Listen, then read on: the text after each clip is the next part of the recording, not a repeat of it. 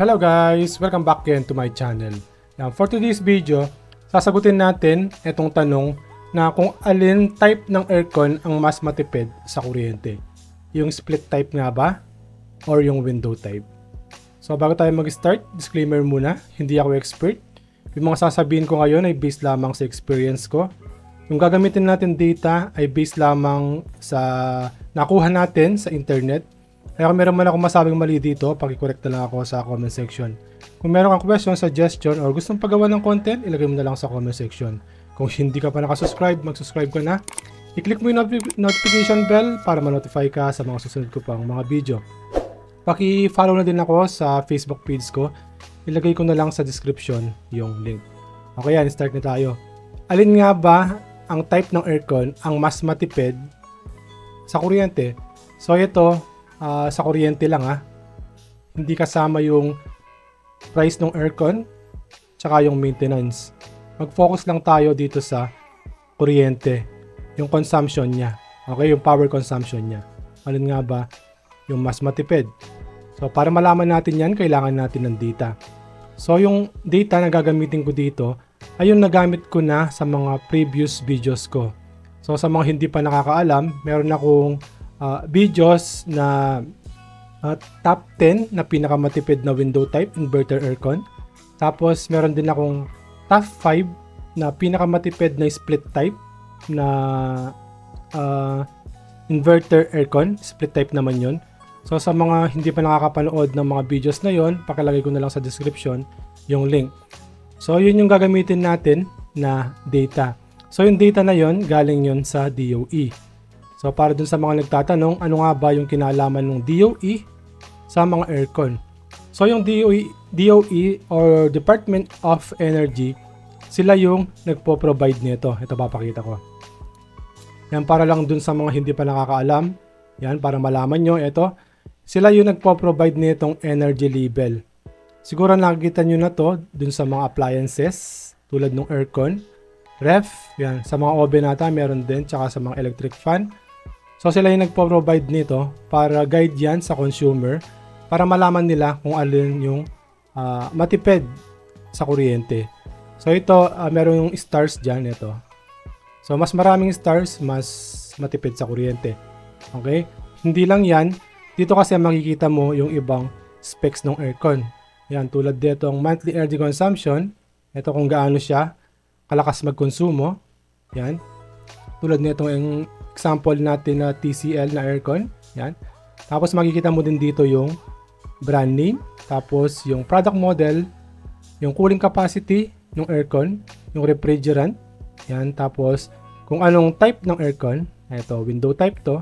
Tapos yung power input. Yan yung wattage niya. Okay. Ito guys, yung info dito. Nung tinest nila, ito yung info na nakuha nila. Pero yung aircon na to, tinest lang nila ng 9 hours. Ito nakalagay dito. Okay, based on 9 hours of daily usage. Okay, so mamaya papakita ko yung pinagkunan nito. Okay, so yan. Start na tayo niyan kasi gumawa ko ng Excel. Yung data na nilagay ko doon ay galing sa DOE. So yung DOE, since sila yung nagpo-provide nito, so meron silang mga information ng mga aircon. Okay, yung mga specs ng aircon. So, ang ginawa ko, kinuha ko lahat ng aircon na tinest ng DOE. Tapos, sinort ko. Tapos, kinuha ko yung window type, yung pinakamatipid, yung nasa top. Kinuha ko yung top 10. Tapos, sa split type naman, kinuha ko yung top 5. 1 horsepower to guys 1 horsepower na window type, tapos 1 horsepower na split type. So, ngayon, papakita ko na sa inyo yung data na nakuha ko. Ito. So, ginamit ko na to sa mga previous videos ko. Ito. So, yan. Top 1 horsepower split type. Ito guys. Ito. Yan. Ito yung split type. Tapos, ito naman yung sa baba, yung window type. Yan. Kasi ko-compare natin yung dalawa kung alin dito yung matipid sa kuryente. So, ito guys, itong mga to, ito yung top 5 na pinakamatipid na 1 horsepower split type based sa data na nakuha natin sa DOE. So ito yung rank niya. So ito yung pinakamatipid, yung pangalawa. Tapos pangatlo, pang-apat, tapos pang-lima. Kung mapapansin nyo, magulo yung rank nila. So mamaya explain ko mamaya kung bakit ganito to. Dito din, ganito din, magulo din. Yan. So yan, kasi sinort ko yan by cooling capacity. Ito. Yan. Okay, kasi naisip ko, kung i-compare natin yung parehong aircon na 1 horsepower sa split type tapos 1 horsepower sa window type, ang naisip ko, compare natin, dapat pareho sila ng cooling capacity. So ano nga ba yung cooling capacity? Yung cooling capacity kung gaano kalakas yung aircon na magpalamig. Okay? Kaya naisip ko na siguro kung i-compare natin yung dalawang type ng aircon, dapat pareho sila ng cooling capacity or magkalapit. Okay? So bali dito tayo magpo-focus ngayon dahil dito ko sila sinort, kaya makikita nyo magulo yung rank dito. Pero kung gusto nyo malaman yung rank kung alin dito pinakamatipid, mag-base kayo dito sa rank. Okay? So ngayon dito lang tayo magpo-focus sa information na sasabihin ko. Ito, yung cooling capacity, tsaka dito sa monthly energy consumption, yung sa peso, kung gaano yung kalakas magkonsumo yung aircon ng mga to. Doon nga pala sa mga gustong bumili ng mga aircon na to, ilagay ko sa description yung mga link, okay, na legit seller. Yan. So ngayon start tayo dito sa unang aircon na pinakamatipid sa split type. So yan guys, split type to tapos window type to ha, huwag kayong malilito. So ngayon ko-compare natin based sa cooling capacity. Ito, 2.50. So kulayan lang natin para hindi kayo malito. Tapos kuha din tayo dito sa window type aircon. Ngayon ko-compare na natin ha, na 2.50. Okay, yung cooling capacity, yan. So ito, pareho na sila ng cooling capacity dito sa split type. Yan, pareho na din sila ng cooling capacity dito sa window type. Ngayon ko-compare natin yung monthly energy consumption nila. So yung monthly energy consumption dito sa split type, ito. So kulayan na din natin. Tapos dito sa window type, ito. So yan. Sa split type, ito yung monthly energy consumption niya. Yung dalawang aircon na to, 614.25 yung isa, tapos yung isa naman 702 sa split type. Split type to ha. Tapos dito sa window type, yan, ito yung monthly energy consumption nila. Yan, 989.55. Tapos yung isa 999. So lumilitaw dito sa first two aircon natin ay matipid yung split type. Yan, kasi nga ito 600 lang, dito 700. Ito, umabot sila ng 900. Okay? So yan. Next aircon na tayo. Yan. Ito yung rank 10. Yan. So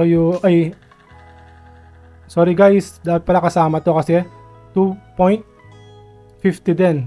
So kulayin na din natin to. Yan. Compare natin. Mas matipid pa rin. Kahit na 783 yung konsumo niya sa isang buwan. Okay? Compare dito sa 999 or 989.55. Matipid pa rin itong split type. So ngayon next aircon tayo, itong Beko. Yan. 2.60 yung cooling capacity niya. So kulayan natin ng ibang kulay naman, red. Dito red din. Ito yung monthly energy consumption niya. Tapos ito 2.60 din, same dito yung cooling capacity. Tapos kulayan din natin ito. Okay, kung ko-compare natin yung parehong cooling capacity dito sa split type tsaka window type, lumilitaw pa rin na mas matipid pa rin yung split type. Okay? So yan. Dito naman sa next aircon natin, yung Carrier. So ito yung model niya. So yung cooling capacity niya 2.64. So kulayan natin. Kulayan natin na ano kaya? Ito, yung green. Yan. So ito 2.64. Same sila ng cooling capacity. Ito ang dami. 5 sila. So compare natin yung 5 dun sa isang aircon na split type na same sila ng cooling capacity. So dito sa split type 756 pesos yung nakonsumo niya sa isang buwan. Tapos dito naman sa window type, ito yung mga aircon. So ito yung mga model. So sa mga gustong bumili na itong aircon na to, ilagay ko na lang sa description yung link. So ito yung nakonsumo nila dito sa window type. Yan, 989.55 lahat. Okay, kung ko-compare mo dito sa Carrier.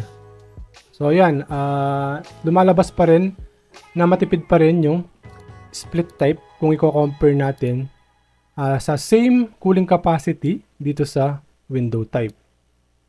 So yan, magsasample lang ako ng isa kung saan ko nakuha itong info na to. Dun sa mga hindi pa nakapanood ng mga previous videos ko, dito ko nakuha to. Yan. Isang example lang para dun sa mga hindi pa nakakaalam. Yan, di ba meron ganito yung mga aircon, yung energy label. So merong barcode dyan ito sa baba. So i-scan nyo yan, i-try nyo. Sa cellphone nyo, i-scan nyo. Merong lilitaw dyan na link. Tapos i-click nyo yan. So ito, nakapy ko na dito. Kapag kinlik nyo, yung link na yan, dito siya mapupunta. Dito guys dito yan mapupunta. Diyan. Okay?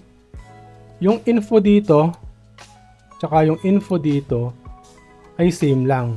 Okay, try natin. Wait lang Ito. Yung monthly energy consumption niya, 98.96. Tandaan nyo 98.96 kWh. Nandito yan, 98.96 yung monthly energy consumption niya. Yan, katumbas siya ng 989.55 sa peso. Yung ginamit nilang rate nung tinest nila to ay 10 pesos. Yan.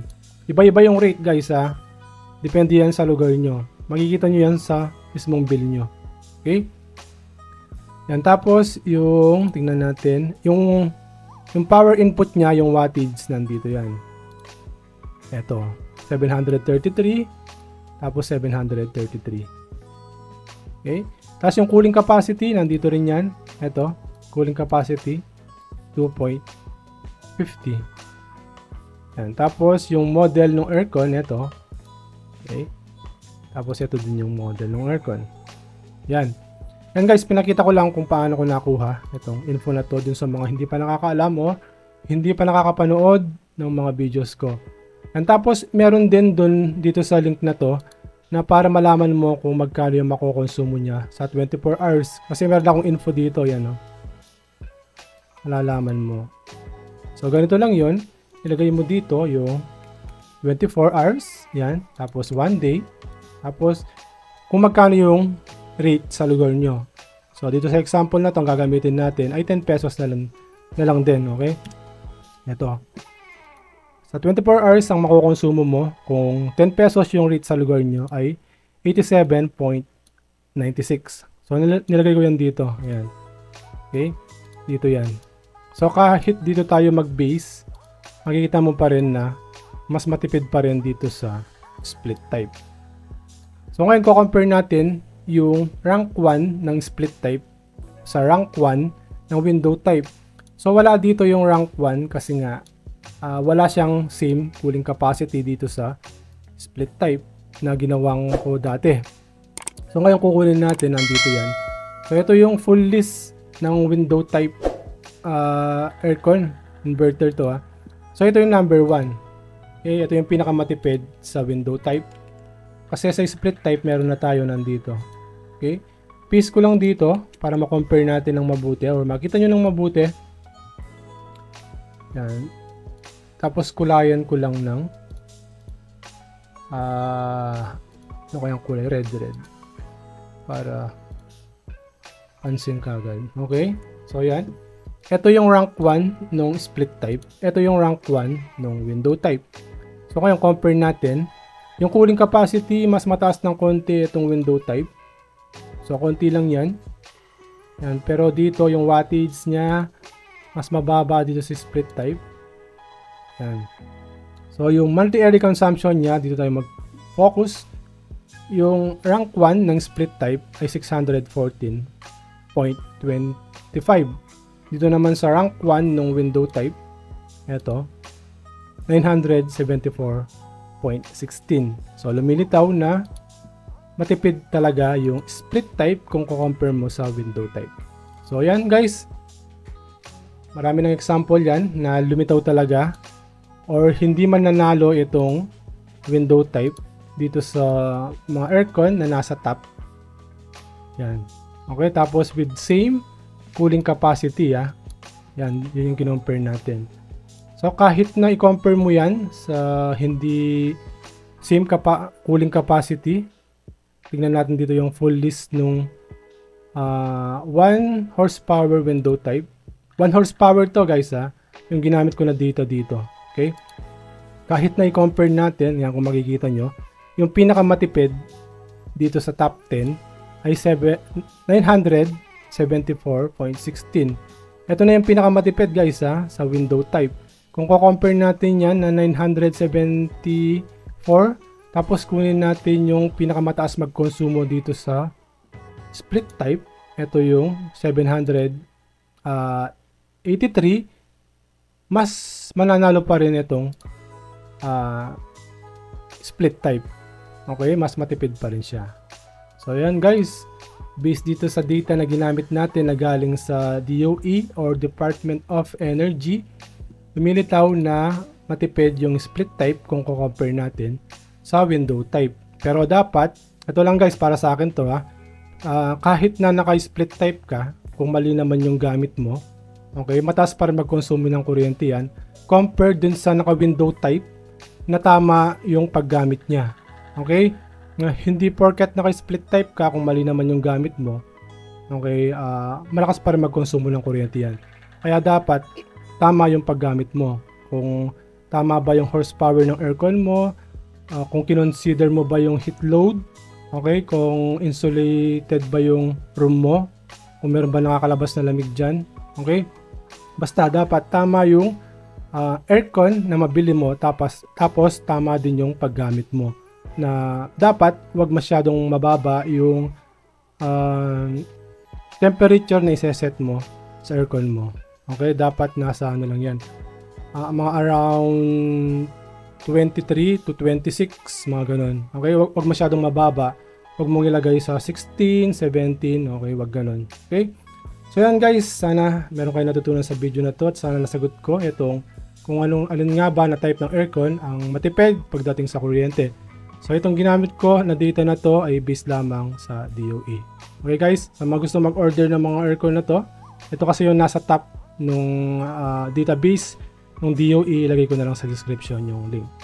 Okay guys, maraming salamat sa panonood. Kung meron man akong nasabing mali dito, pag-correct na lang ako sa comment section.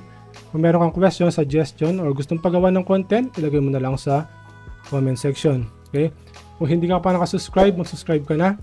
Click mo yung notification bell para ma-notify ka sa mga susunod ko pang mga videos. Kung meron man akong nakalimutan dito, siguro ilagay ko na lang sa description. Tignan nyo na lang dyan. Okay, maraming salamat sa panonood. Kita-kita ulit tayo sa mga susunod ko pang mga video. Maraming salamat. Bye!